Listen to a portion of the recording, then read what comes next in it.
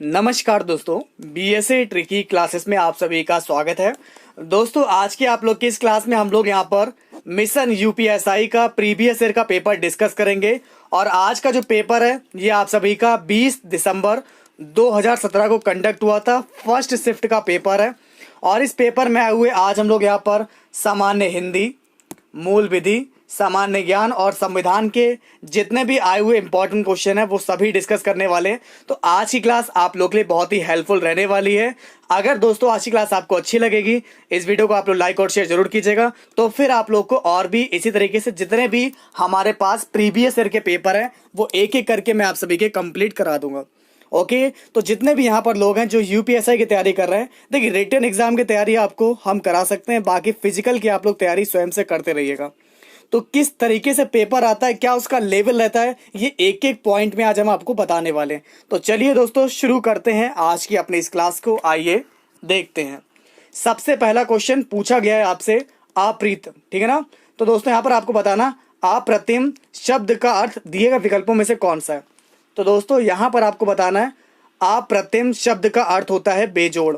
तो जिसका भी यहाँ पर आंसर बेजोड़ आ रहा है बिल्कुल सही है। इसके बाद दोस्तों यहाँ पर आपको बताना है रिक्त स्थान भरना है। धन के ब्लैंक में आज भी कुछ लोग बन जाते हैं। दोस्तों धन के लालच में, जी हाँ दोस्तों, सबसे पहली बात तो आपका आएगा धन के लालच में आज भी कुछ लोग जयचंद बन जाते हैं। तो अगर दोस्तों यहाँ से आपका आंसर फर्स्ट आ रहा है तो बिल्कुल सही है। इसके बाद विशेषण बताना है। देख लीजिए दोस्तों किस तरीके से क्वेश्चन आ रहे हैं आपके एग्जाम में। मोह शब्द जो है कौन सा विशेषण है। मोह शब्द में गुणवाचक विशेषण है। आइए जानते हैं। जिस शब्द में संज्ञा या सर्वनाम के गुण, रूप, रंग आदि का बोध होता है उसे गुणवाचक विशेषण कहते हैं। इसलिए यहां से आपका राइट आंसर आएगा गुणवाचक विशेषण। आगे नदियां पड़ी अपार, घोड़ा कैसे उतरे पार, राणा ने देखा इस पार, तब तक चेतक था उस पार। दोस्तों जैसा कि जो मैंने पंक्तियां आपको पढ़कर बताई हैं इनमें कौन सा अलंकार है। आगे नदियां पड़ी अपार, घोड़ा कैसे उतरे पार, ठीक है ना। राणा ने देखा इस पार, तब तक चेतक था उस पार। इन पंक्तियों में आप लोग का अतिशयोक्ति अलंकार है। होता क्या है, किसी बात या फिर कथन को बड़ा चढ़ाकर प्रस्तुत करना, यह आपका अतिशयोक्ति अलंकार कहलाता है। तो अगर आप सभी का आंसर अतिशयोक्ति अलंकार आ रहा है तो बिल्कुल सही है। उम्मीद करता हूं कि आज का पेपर आपको इजी लगे। अगर पेपर आपको इजी लगता है तभी आप लोग यहाँ पर यूपीएसआई की जो भी तैयारी कर रहे हैं उन्हें बहुत हेल्प मिलने वाली है इस पेपर में। लेकिन अगर आपको डिफिकल्ट लगता है तो आप लोग देखते जाइए, जैसे जैसे मैं आपको पढ़ा रहा हूँ बस उसको फॉलो करिएगा, ठीक है। और पीडीएफ फाइल आपको हमारी हर वीडियो की मिल जाएगी। इसके लिए आप सभी लोग टेलीग्राम ग्रुप को ज्वाइन कर लीजिएगा। और क्लास खत्म होने के बाद आपको वीडियो के नीचे डिस्क्रिप्शन में लिंक प्रोवाइड करा दिया जाएगा, तो आप लोग वहाँ से भी डाउनलोड कर सकते हैं। हमने दोस्तों आपके यूपीएसआई के कुछ प्रीवियस पेपर पहले भी कराए हैं। अगर आप लोग पहली बार इस वीडियो को देख रहे हो तो आपकी स्क्रीन पर दोस्तों ऊपर एक राइट साइड में यहाँ पर एक आई आइकन का बटन आ रहा होगा इस तरीके से, ठीक है। ऐसा एक बटन आ रहा होगा आइकन का, इस पर क्लिक करके आप लोग और भी वीडियोस देख सकते हैं। चलिए फिलहाल अब बात करते हैं फिफ्थ क्वेश्चन की। यहाँ पर आपको क्या बताना है, दिए गए विकल्पों में से मूर्धनी शब्द के विपरीतार्थक शब्द का चयन करिए। देखिए इसका अपोजिट होगा जीवंतता। राइट आंसर होगा दोस्तों यहाँ से आप सभी का जीवंतता। इसके बाद देखते हैं दोस्तों आप लोग का अगला इंपॉर्टेंट क्वेश्चन आप सभी के सामने। कौन रोक सकता है इसकी गति, गरज उठते जब मेघ, कौन रोक सकता है विपुल नाद।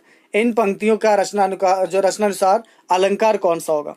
देखिए यहाँ पर जो आप लोग का अलंकार है ये आपका प्रश्न अलंकार है। जी हाँ दोस्तों, यहाँ पर आप लोग का प्रश्न अलंकार है। तो देख सकते हैं अलंकार कहीं से भी पूछे जा सकते हैं, किस टाइप से एग्जाम में क्वेश्चन आ रहे हैं ये चीज मैं आपको सिखा रहा हूँ। बगीचे का सुंदरता अनूठा है। बगीचे की सुंदरता जो है अनूठा है। सही वाक्य का चयन करें। पढ़ते हुए आपको अजीब लगा होगा। देखिए बगीचे का रखा, बगीचे की सुंदरता होगा। बगीचे की सुंदरता जो है अनूठी है। तो दोस्तों केवल आपका यहाँ से राइट आंसर क्या आएगा, थर्ड आएगा। क्लियर है। इसके बाद देखते हैं आपका अगला क्वेश्चन। हिंदी गद्य का सर्वप्रथम युग जो है किसे माना जाता है। हिंदी गद्य का सर्वप्रथम जो युग है ये किसे माना जाता है। 8th क्वेश्चन का राइट आंसर होगा आप लोग का फर्स्ट वाला, भारतेंदु युग को। नेक्स्ट क्वेश्चन, पंच परमेश्वर के लेखक कौन है। दोस्तों पंच परमेश्वर के लेखक है मुंशी प्रेमचंद। और प्रेमचंद जी ने संग्राम, करबला, प्रेम की बेदी नाटकों की रचना की है। राइट आंसर होगा आप लोग का मुंशी प्रेमचंद। इसके बाद देखते हैं दोस्तों आपका अगला क्वेश्चन। दिए गए 4 विकल्पों में से प्रति का बहुवचन कौन सा विकल्प है? आप सभी को यहाँ पर ये बताना। प्रति का बहुवचन होता है प्रतियां। जी हाँ दोस्तों, बिल्कुल एग्जैक्ट आंसर होगा प्रति का बहुवचन क्या होता है आप लोग का? प्रतियां। इसके बाद देखते हैं आपका अगला क्वेश्चन। 4 विकल्पों में से शुद्ध वाक्य चुनिए।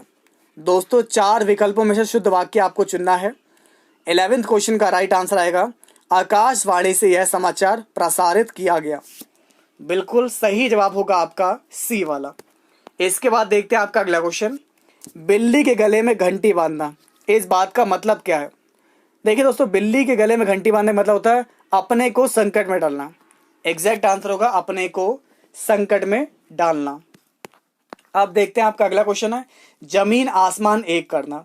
मुहावरे जो इस तरीके से आपके एग्जाम में पूछे गए थे, तो चलिए फिलहाल आपको बताते हैं राइट आंसर यहाँ से क्या होगा। देखिए जैसा कि आपको दिया गया जमीन आसमान एक करना मतलब होता है घोर प्रयत्न करना, बहुत ही ज्यादा प्रयत्न करना। तो राइट आंसर होगा यहाँ से आप लोग का बी वाला। इसके बाद देखते हैं आपका अगला क्वेश्चन। पुरानी हिंदी, उर्दू और अंग्रेजी के मिश्रण से उत्पन्न नई जबान कौन सी है? मानक भाषा, पश्चिमी भाषा, हिंदुस्तानी भाषा या फिर साहित्यिक भाषा? तो दोस्तों आपको बताते हैं, it's a very important question. देख सकते हैं क्वेश्चन कहाँ से पूछे जा रहे हैं। तो चलिए बताते हैं आपको। पुरानी हिंदी, उर्दू और अंग्रेजी के मिश्रण से उत्पन्न हुई भाषा ये हिंदुस्तानी है।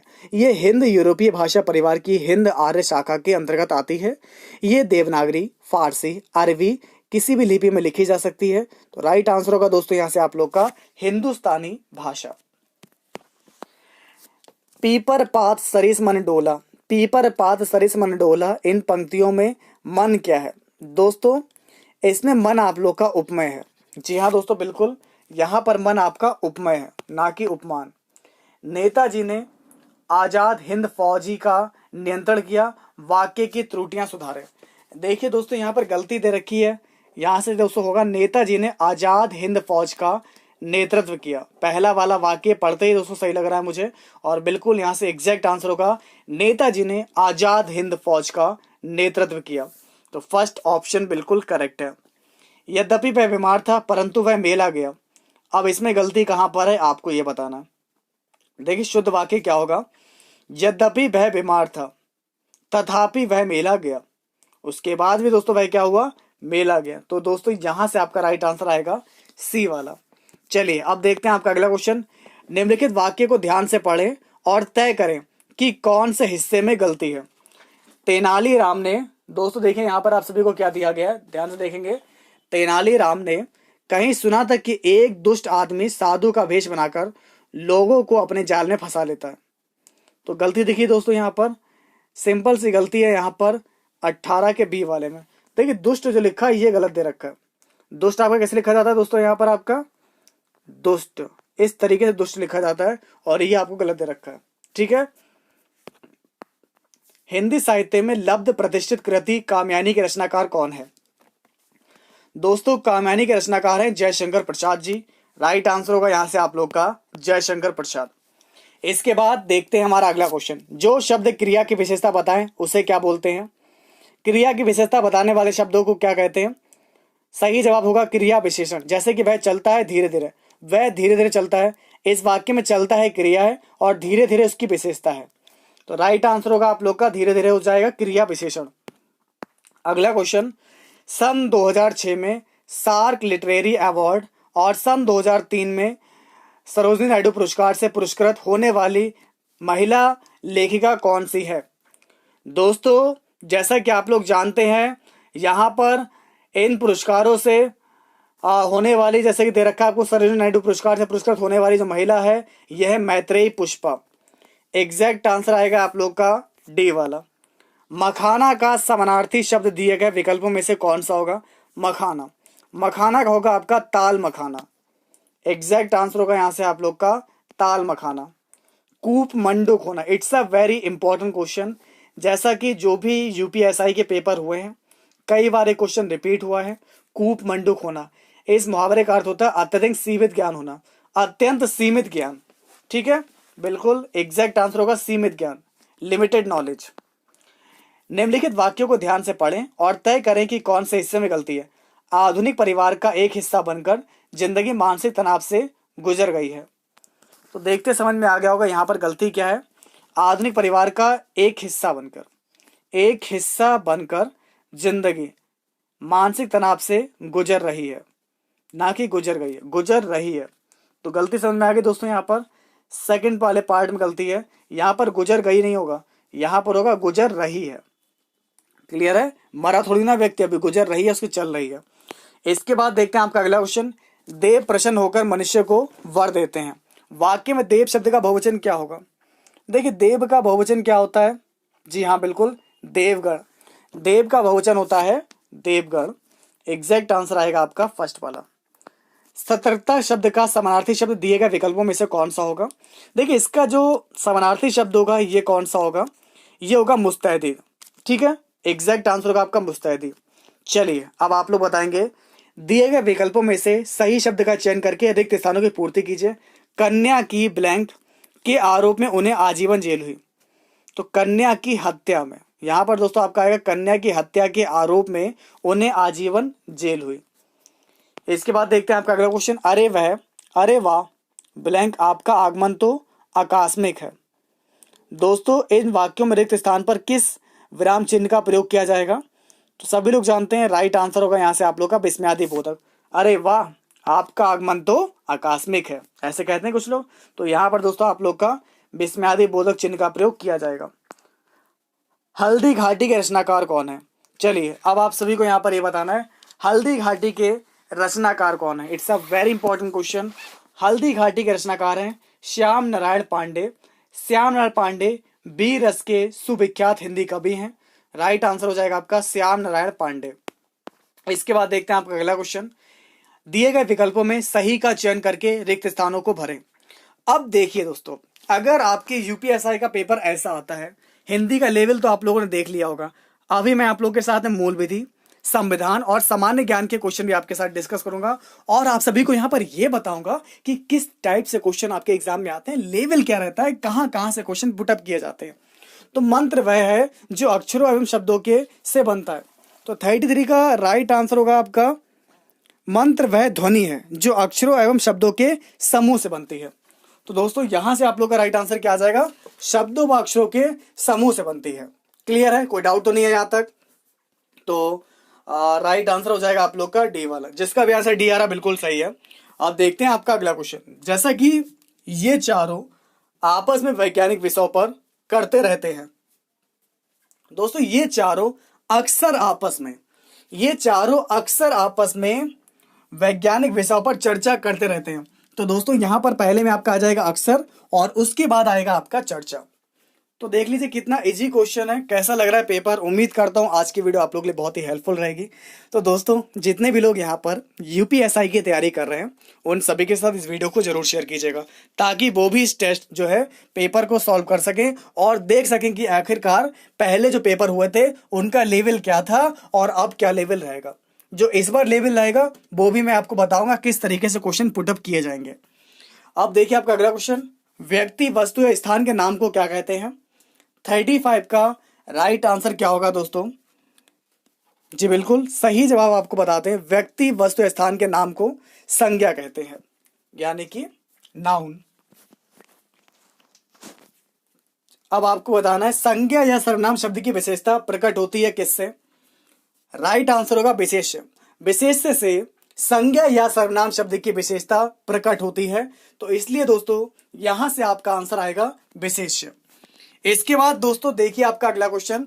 ये आज मैं जितने भी क्वेश्चन डिस्कस कर रहा हूं, अगर आज आप लोग इन 80 प्रश्नों में से अगर आपके 65 क्वेश्चन 70 क्वेश्चन सही निकल रहे हैं, इसका मतलब यही है कि आपकी तैयारी जो है सही है और अभी आपको बस थोड़ा सा रिवीजन करने की जरूरत है, एक सही मार्गदर्शन की जरूरत है। लेकिन अगर आपके नंबर 50 भी नहीं आ पा रहे हैं तब आपको बहुत पढ़ने की जरूरत है, बहुत ही ज्यादा ध्यान देने की जरूरत है और बहुत डीप पढ़ने की जरूरत है।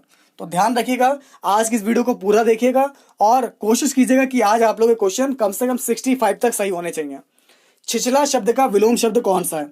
छिछला शब्द का विलोम शब्द कौन सा है? 37 का एग्जैक्ट आंसर होगा छिछला शब्द का विलोम है आपका गहरा। राइट आंसर होगा दोस्तों यहां से आपका गहरा। इसके बाद दोस्तों बात करते हैं निम्न में से किसमें विरोधाभास अलंकार का बोध होता है? तो जैसा कि दोस्तों यहां पर आप सभी को बताना है कि निम्न में से किसमें जो है आपका विरोधाभास अलंकार का बोध होता है। आइए दोस्तों बताते हैं इसके बारे में। राइट आंसर क्या होगा 38 का? देखिए, प्रियतम, जैसे कि आपको दे रखा है यहां पर, प्रियतम को समझ पा कामनी, ना जा सकी ना ठहर सकी, इस वाक्य में आपका विरोधाभास अलंकार होगा। तो दोस्तों एग्जैक्ट आंसर 38 का क्या होगा? ये होगा आपका डी वाला। प्रियतम को समझ पा कामनी, ना जा सकी ना ठहर सकी, तो यहां से आप लोग का इसमें विरोधाभास अलंकार है। काठ का उल्लू, जैसे कि काठ का उल्लू होता है, कुछ लोगों को कहा जाता है ना, कति बने बनाए काठ के उल्लू हो, मतलब तुम बने बनाए कति मूर्ख हो।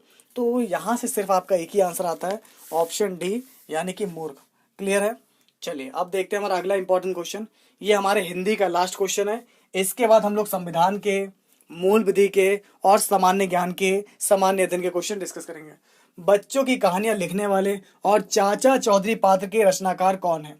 दोस्तों बच्चों की कहानियां लिखने वाले और चाचा चौधरी पात्र के रचनाकार जो हैं, ये आपके कौन हैं?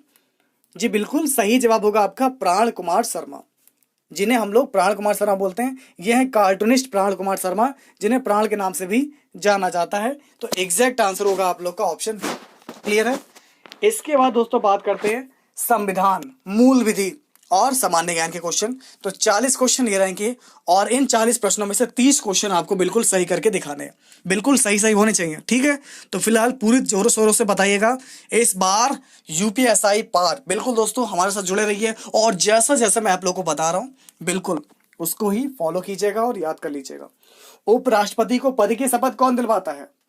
देखिए, भारत के राष्ट्रपति के बाद उपराष्ट्रपति का पद कार्यकारिणी में दूसरा सबसे बड़ा पद होता है और वाइस प्रेसिडेंट को जो पद की शपथ है ये भारत का राष्ट्रपति दिलाता है। तो राइट आंसर होगा यहां से आप लोग का भारत के राष्ट्रपति। इसके बाद सरकार को जनता का पैसा खर्च करने का अधिकार कौन देता है? सरकार को जनता का पैसा खर्च करने का अधिकार जो है ये राष्ट्रपति देता है। राइट आंसर होगा यहां से आप लोग का राष्ट्रपति। इसके बाद देखते हैं आपका अगला क्वेश्चन। इनमें से कौन सी रचना रविन्द्रनाथ टैगोर द्वारा संगीतबद्ध नहीं की गई है? एकला चलो रे, अमार सोनार बंगला, चित जेथा भय शून्य, कदम कदम बढ़ाए जा। जी हाँ दोस्तों बिल्कुल।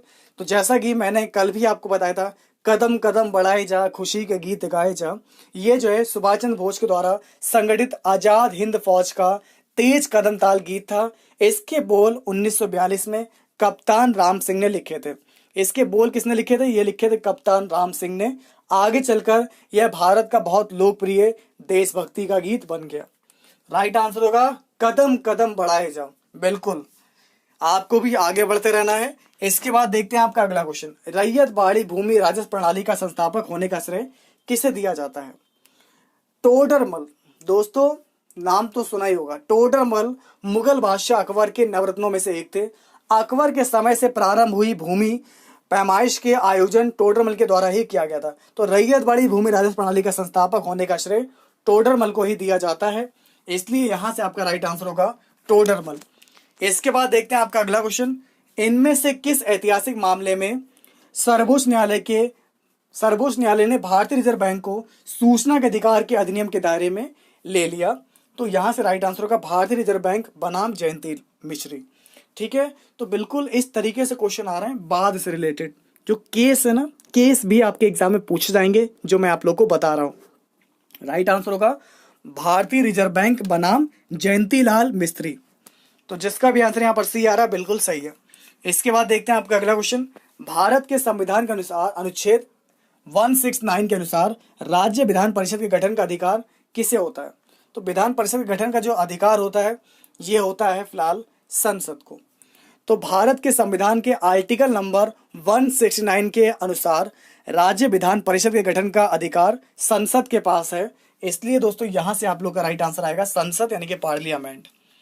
आप देखते हैं question number 7। It's a very important question. Bharat में किसी भी राज्य का गवर्नर बनने के लिए निम्न में से कौन सी योग्यता होनी जरूरी है? अगर भारत में किसी भी राज्य का गवर्नर बनना है दोस्तों, मान लीजिए, ये तो मैं योग्यता की बात कर रहा हूं, अगर किसी को भी राज्य का गवर्नर बनना है तो कौन सी योग्यता होनी चाहिए? उसकी उम्र कम से कम 45 साल होनी चाहिए, भारत का नागरिक होना चाहिए, उसे संसद के किसी भी सदन या राज्य विधायिका का सदस्य नहीं होना चाहिए। तो जैसा कि 7th क्वेश्चन का राइट आंसर आएगा, ये आएगा आपका डी वाला। जितने भी पॉइंट आपको दिए गए दोस्तों, ये आपके बिल्कुल सही है। तो जैसा कि दोस्तों सबसे पहली बात आपको मैंने बताई, उसकी कम से कम आप लोग की 35 साल उम्र होनी चाहिए। उसकी उम्र कितनी होनी चाहिए? 35 साल होनी चाहिए। अगर गवर्नर बनना है, राज्यपाल बनना है, सबसे पहली बात उम्र होनी चाहिए 35 वर्ष। उसे सदन में किसी भी सदन या राज्य विधायिका का सदस्य नहीं होना चाहिए। और तीसरी बात, भारत का नागरिक हो, तब जाके आपका तीनों पॉइंट सही होंगे। रदरफोर्ड के द्वारा किसी प्रयोग ने नाभिक के अस्तित्व को साबित कर दिया। किस प्रयोग से जैसा कि आप लोगों ने देखा होगा, जब 9th या 10th क्लास में पढ़ा होगा, तो सोने की पन्नी थी उनके पास, सोने की पन्नी थी ना। तो रदरफोर्ड ने सोने की पन्नी पर जो अल्फा कणों की, आपने बोला अल्फा कणों की बमबारी की, बौछार की, तो उन्होंने पाया कि बहुत से थोड़े कण, ठीक है ना, यानी कि 20,000 में से एक वापस उसी पथ पर लौट आए, अर्थात इसके जरिए उन्होंने नाभिक के अस्तित्व को साबित किया। तो यहां से दोस्तों आपका आएगा गोल्ड फाइल प्रयोग, ठीक है, गोल्ड फाइल प्रयोग के नाम से जाना जाता है। राइट आंसर होगा यहां से आपका डी वाला। इसके बाद देखते हैं दोस्तों आपका अगला क्वेश्चन, देखते हैं, आइए देखिए। हर राज्य का सर्वोच्च रैंकिंग भारतीय वन सेवा यानी कि IFS अधिकारी कौन होता है? दोस्तों IFS अधिकारी ये कौन होता है आपको बताते हैं। हर राज्य का सर्वोच्च रैंकिंग भारतीय वन सेवा IFS अधिकारी वन सेवा प्रमुख होता है, इसलिए यहां से आपका राइट आंसर होगा वन सेवा प्रमुख। क्लियर है? बिल्कुल। भारतीय वन सेवा अखिल भारतीय सेवा अधिनियम 1951 के अंतर्गत 1966 में अस्तित्व में आई थी। तो राइट आंसर होगा यहां से आपका वन सेवा प्रमुख अधिकारी होता है। इसके बाद दोस्तों बात करते हैं हमारा अगला क्वेश्चन। भारत के संविधान के आर्टिकल नंबर 21 के ए के अनुसार राज्य कानून के द्वारा इस प्रकार से तय करे कि किस आयु समूह के सभी बच्चों को वह मुफ्त शिक्षा मुहैया कराएगा। तो आइए जानते हैं इसके बारे में। दोस्तों हमारे संविधान के आर्टिकल नंबर 21 के ए के अनुसार राज्य कानून के द्वारा इस प्रकार से तय करे कि 6 से 14 वर्ष तक, कब से? 6 साल से लेकर 14 साल तक के समूह के सभी बच्चों को वह मुफ्त शिक्षा मुहैया कराएगा। तो यहां से आपका राइट आंसर होगा बी वाला। इसके बाद देखते हैं आपका अगला क्वेश्चन। इनमें से कौन सा एक कृत्रिम कीटनाशक नहीं है? दोस्तों कौन सा एक कृत्रिम कीटनाशक नहीं है? 11th क्वेश्चन का राइट आंसर होगा आप लोग का पैराकिट। ओके, तो बिल्कुल दोस्तों 11th क्वेश्चन का ऐसे राइट आंसर हो जाएगा आप लोग का पैराकिट। जबकि पैराकिट दोस्तों का एक छोटा पक्षी होता है, तो ये नहीं है, क्योंकि ये पैराकिट होता है क्या दोस्तों? पैराकिट एक छोटा पक्षी होता है, बाकी तो सारे आप लोग के जो है कीटनाशक दिए गए कृत्रिम। इसके बाद देखते हैं आपका अगला क्वेश्चन। राज्यसभा के लिए चुने गए नामांकित सदस्य का कार्यकाल कितना होता है? देखिए राज्यसभा के लिए चुने गए सदस्य का कार्यकाल कितना होता है, तो इसका एग्जैक्ट आंसर है 12th क्वेश्चन का फर्स्ट वाला 6 साल। जो राज्यसभा के सदस्य होते हैं वो 6 वर्ष के लिए चुने जाते हैं, तो आपका राइट आंसर हो जाएगा 6 साल। और इसी के साथ देखते हैं हमारा अगला क्वेश्चन दिया गया 13। 30 नवंबर 2017 को भारतीय ई टेल विशाल कंपनी फ्लिपकार्ट का मुख्य कार्यकारी अधिकारी यानी कि CEO कौन था? तो इसके अकॉर्डिंग जो आप लोग का राइट आंसर है 13 का, ये आप लोग का कल्याण कृष्ण मूर्ति। ओके, एग्जैक्ट आंसर आप लोग का दिया गया कल्याण कृष्ण मूर्ति। इससे पहले जो था इस पद पर सचिव जो थे वो बंसल बने हुए थे। हड़प्पा सभ्यता में गढ़ जगह जो किसके लिए जानी जाती है? दोस्तों देखिए यहाँ पर हिस्ट्री का क्वेश्चन कहाँ से पूछा गया? हड़प्पा सभ्यता से। तो हड़प्पा सभ्यता में गढ़ जगह जो है ये किसके लिए जो है जानी जाती है? तो आपको बताते हैं जैसे कि हड़प्पा सभ्यता में गढ़ जो है स्थान में उच्चतर वर्ग के लोग बसते थे। हड़प्पा वासी सुनियोजित नगरों में रहते थे और उनकी लेखन कला का विकास कर चुके थे। हड़प्पा सभ्यता के लोग कृषि और वास्तुकला के क्षेत्र में निपुण थे। तो 14 का राइट आंसर होगा वहां जो लोग थे उच्चतर वर्ग के लोग में बसते थे। ये है गढ़ जगह जो मतलब ये है वहां उच्चतर वर्ग के लोग बसते थे। इसके बाद देखते हैं राष्ट्रीय आयुष मिशन किससे संबंधित है? दोस्तों राष्ट्रीय आयुष मिशन ये आपका स्वास्थ्य से संबंधित है और 15 सितंबर 2014 को हमारे सम्मानीय प्रधानमंत्री श्रीमान नरेंद्र मोदी जी की अध्यक्षता में केंद्रीय मंत्रिमंडल ने राष्ट्रीय आयुष मिशन को शुभारंभ करके इसका अनुमोदन प्रदान किया। तो राइट आंसर होगा आपका स्वास्थ्य। इसके बाद देखते हैं दोस्तों आपका अगला क्वेश्चन। एक आप लोग सिंबल देख रहे हैं, इस यातायात चिन्ह का मतलब क्या है? आगे सड़क चौड़ी हो रही है, आगे पुल है, आगे पुल संकरा है, आगे केवल 1 मार्क है। ऐसे क्वेश्चन आपके यूपीएसआई के पेपर में जरूर आते हैं। तो इसका मतलब दोस्तों ये है आगे पुल संकरा है। इसके बाद देखते हैं आपका अगला क्वेश्चन। भारत वापस आ गए किसी अनिवासी द्वारा विदेशी मुद्रा कारोबारी बैंक में खोले गए विदेशी मुद्रा खाते को क्या कहा जाता है? बताइए दोस्तों। राइट आंसर होगा आपका मुद्रा अर्जक विदेशी मुद्रा। तो अगर दोस्तों यहां से आपका आंसर फर्स्ट आ रहा है बिल्कुल सही है, बाकी लोग याद कर लेंगे जिसका भी आंसर यहाँ पर गलत आ रहा है, और जिसका फर्स्ट आ रहा है बहुत अच्छे। अब आपको बताना है अगला क्वेश्चन, ये रहा आपके सामने। दोस्तों केंद्र सरकार ने निम्नलिखित में से किस देश से उत्पादों के आयात पर प्रतिपादन शुल्क को आगे बढ़ाया है? उत्पादों के आयात पर प्रतिपादन शुल्क को आगे बढ़ाया किस देश से? तो किस देश के उत्पादों के आयात पर? तो 19 का राइट आंसर होगा यहां से आप लोग का चीन के। और इसी के साथ देखते हैं हमारा अगला क्वेश्चन। कंप्यूटर तकनीक की जो 5th जनरेशन है ये किस पर आधारित है? दोस्तों कंप्यूटर की बात करें, जैसा कि यहां पर आपको दिया गया है, कंप्यूटर टेक्निक की 5वीं जनरेशन जो है 5th generation ultra large scale integration पर आधारित है। तो राइट आंसर होगा यहां से आप लोग का अल्ट्रा लार्ज स्केल इंटीग्रेशन यानी कि ULSI। तो अगर यहां से आपका आंसर सी आ रहा है तो बिल्कुल सही है, बाकी लोग ध्यान देंगे। इसके बाद देखते हैं दोस्तों आपका अगला क्वेश्चन। सरकारी बजट पेश करने की तारीख जो है ये आपका कौन तय करता है? दोस्तों सरकारी बजट पेश करने की तारीख जो है ये कौन तय करता है? अब आप सभी को यहाँ पर दोस्तों ये बताना है। तो चलिए फिलहाल आपको बताते हैं 21 का एग्जैक्ट आंसर होगा राष्ट्रपति। सरकारी बजट को पेश करने के लिए जो तारीख है ये राष्ट्रपति तय करते हैं, इसलिए यहाँ से राइट आंसर होगा आप लोग का बी वाला। चलिए फिलहाल अब देखते हैं हमारा अगला क्वेश्चन है 14वें वित्त आयोग। दोस्तों 14वें वित्त आयोग में राज्यों के बीच करों के आवंटन के सूत्र में वनावरण को भी जोड़ दिया गया है, ये कौन से नाम से लोकप्रिय है? देखिए 22 की अगर हम बात करें दोस्तों, यहाँ से राइट आंसर होगा आप लोग का हरित हस्तांतरण सूत्र। एग्जैक्ट आंसर होगा आपका हरित हस्तांतरण सूत्र। इसके बाद किस देश से सुभाष चंद्र बोस अंग्रेजों के खिलाफ मदद लेने गए थे? किस देश से सुभाष चंद्र बोस अंग्रेजों के खिलाफ मदद लेने गए थे? एग्जैक्ट आंसर होगा आप लोग का जर्मनी। ठीक है, जर्मनी में। इसके बाद अधिकृत रूप से स्वतंत्रता की घोषणा करते हुए भारतीय राष्ट्रीय कांग्रेस ने कौन सी तारीख को स्वतंत्रता दिवस के रूप में घोषित किया? तो यहां से राइट आंसर आएगा 25 का आपका फर्स्ट वाला 26 जनवरी 1930। इसके बाद देखते हैं आपका अगला क्वेश्चन। सामान्य मिट्टी का कार्बन नाइट्रोजन अनुपात लगभग कितना होता है? सामान्य मिट्टी का कार्बन और नाइट्रोजन अनुपात लगभग 10:1 होता है, तो आ जाएगा 10:1। इसके बाद देखते हैं दोस्तों आपका अगला क्वेश्चन। राष्ट्रीय आपदा प्रबंधन प्राधिकरण का अध्यक्ष कौन होता है? राष्ट्रीय आपदा प्रबंधन प्राधिकरण का अध्यक्ष प्रधानमंत्री होता है। राष्ट्रीय आपदा प्रबंधन प्राधिकरण भारत सरकार के गृह मंत्रालय की एक एजेंसी है जिसका काम प्राकृतिक आपदाओं और मानव निर्मित आपदाओं में आने पर किए जाने वाले कार्यों के समन्वय स्थापित करना, उससे लड़ने के लिए क्षमता निर्माण करना आदि होता है। फिलहाल इसका जो अध्यक्ष होता है ये होता है प्रधानमंत्री।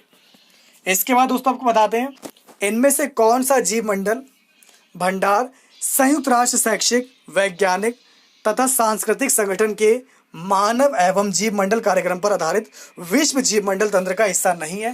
देखिए 28 का अगर यहाँ से आपको बताएं तो राइट आंसर होगा आपको कच्छ जीव मंडल भंडार। जी हाँ दोस्तों बिल्कुल, कच्छ जीव मंडल जो भंडार है ये संयुक्त राष्ट्र शैक्षिक वैज्ञानिक तथा सांस्कृतिक संगठन के मानव जीव मंडल कार्यक्रम पर आधारित विश्व जीव मंडल का तंत्र का हिस्सा नहीं है, तो इसलिए राइट आंसर यहाँ से आ जाएगा आप लोग का डी वाला। इनमें से कौन सा विषय संघ सूची का हिस्सा है? अब देखिए संघ सूची का हिस्सा कौन सा दिया गया आप लोग को, ये रेल सेवा। रेल सेवा जो है संघ सूची में आती है। इसके बाद देखते हैं आपका अगला क्वेश्चन।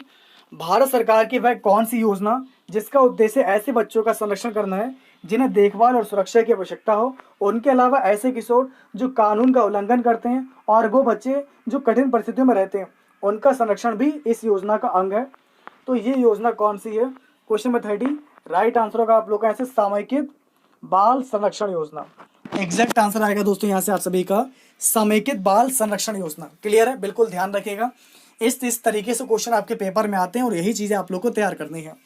अब दोस्तों बताते हैं आपका अगला क्वेश्चन दिया गया है आय या लाभ पर लगाए कर के बजाय वस्तुओं और सेवाओं पर लगते कर को किसके रूप में जाना जाता है? आय या लाभ पर लगाए कर के बजाय जो वस्तुओं और सेवाओं पर जो कर लगाया जाता है इसको किस रूप में जानते हैं? जी हाँ दोस्तों बिल्कुल, इसको जानते हैं हम लोग यहाँ पर कर भार के रूप में। क्या बोलते हैं, कर भार। बिल्कुल। इसके बाद और कौन कौन से क्वेश्चन आपके पेपर में आए थे, अब आपको धाराएं दे रखी है। मूल विधि का क्वेश्चन है, बहुत इंपॉर्टेंट क्वेश्चन है। किस तरीके से पूछा जा रहा है क्वेश्चन, ये ध्यान दीजिए। निम्न अपराधों में से किस अपराध के लिए भारतीय दंड संहिता के तहत मृत्युदंड संभावित है। धारा 122 में भारत सरकार के विरुद्ध युद्ध छेड़ने के उद्देश्य से हथियार जमा करना, लोग इत्यादि जुटाना इत्यादि। धारा 194 में ऐसे झूठे सबूत गढ़ना या पेश करना जिससे किसी व्यक्ति को मृत्युदंड हो सके, जिनकी वजह से किसी निर्दोष व्यक्ति को अपराधी ठहराकर उसे मृत्युदंड दिया सके। तो पता है केवल ए और बी दोनों ही नहीं, केवल बी या फिर दोनों। तो 33 का दोस्तों एग्जैक्ट आंसर क्या होगा, सही जवाब होगा आपका सी वाला, केवल बी। ओके बिल्कुल दोस्तों, यहाँ पर केवल बी वाला पॉइंट बिल्कुल सही दिया गया है। तो भारतीय दंड संहिता की धारा 194 के अनुसार यदि कोई व्यक्ति किसी व्यक्ति के खिलाफ झूठे सबूत इकट्ठे करके उसे अपराधी ठहराकर उसे मृत्युदंड दिलवाए, तब उस व्यक्ति के खिलाफ कठोर कारावास या मृत्युदंड का प्रावधान किया गया है। राइट आंसर होगा आपका केवल बी। वित्तीय वर्ष 15-16 इसको छोड़ दीजिए दोस्तों, इतना इंपॉर्टेंट नहीं है। ओके इसको भी स्किप कर दीजिए। अब देखिए आपका अगला क्वेश्चन, निम्न राज्यों में से किस राज्य का भारत में जूट उत्पादन का प्रतिशत सबसे ज्यादा है। तो दोस्तों आपको बता दें, भारत में प्रमुख जूट उत्पादक राज्य पश्चिम बंगाल, बिहार, असम, आंध्र प्रदेश, उड़ीसा, लेकिन सबसे ज्यादा जूट का उत्पादन जो है पश्चिम बंगाल में किया जाता है, इसलिए यहां से राइट आंसर होगा आप लोग का पश्चिम बंगाल। अब देखते हैं हमारा अगला क्वेश्चन, सूचना का अधिकार, इंफॉर्मेशन एक्ट, ठीक है ना। तो दोस्तों आप लोग देख सकते हैं यहाँ पर राइट इन्फॉर्मेशन संशोधन 2013 में नीचे दिए गए कौन सा अहम संशोधन किया गया था। तो 38 का अगर हम बात करें दोस्तों, केवल यहाँ पर जो पॉइंट बी वाला दे रखा है वो ही सही दे रखा है, तो इसलिए दोस्तों यहाँ से आपका राइट आंसर आएगा डी वाला, क्योंकि इसमें जो है राजनीतिक दलों को सार्वजनिक प्राधिकरण की परिभाषा के दायरे से बाहर रखा जाएगा और इसलिए वे सूचना के अधिकार के अंतर्गत भी ना जाए। तो दोस्तों यहाँ से आपका राइट आंसर आएगा केवल बी। और अब देखते हैं आपका अगला क्वेश्चन, कौन सी नदी हैदराबाद शहर से होकर बहती है। कौन सी नदी आप लोग की हैदराबाद शहर से होकर बहती है। 39 का राइट आंसर आएगा आप लोग का फर्स्ट वाला मूसी नदी, ठीक है, एग्जैक्ट आंसर है आप लोग का मूसी नदी। और जाते जाते दोस्तों हमारा ये आज का लास्ट क्वेश्चन है, संयुक्त राष्ट्र की एक अंतर्राष्ट्रीय मानव अधिकार संधि कौन सी है जिसका उद्देश्य है दिव्यांग व्यक्तियों के अधिकारों की रक्षा करना। तो विकलांग व्यक्तियों के अधिकारों पर संधि पत्र संयुक्त राष्ट्र की एक अंतर्राष्ट्रीय मानव अधिकार संधि है जिसका उद्देश्य है दिव्यांग व्यक्तियों के अधिकारों की रक्षा करना। तो एग्जैक्ट आंसर आएगा आप लोग का ऑप्शन डी, विकलांग व्यक्तियों के अधिकारों पर संधि पत्र। It's a very important question. तो आज मैंने दोस्तों आप लोग के साथ में यहाँ पर संविधान के, हिंदी के, सामान्य ज्ञान के, ओके, और संविधान के मूल विधि के क्वेश्चन डिस्कस किए। उम्मीद करता हूँ कि आज की क्लास आप लोगों के लिए बहुत ही हेल्पफुल रही होगी। अगर दोस्तों आज की क्लास आपको हेल्पफुल लगी हो तो इस वीडियो को लाइक और शेयर जरूर कीजिएगा। तो ये जो पेपर था आपका, ये 20 दिसंबर 2017 को पहली शिफ्ट में हुआ था।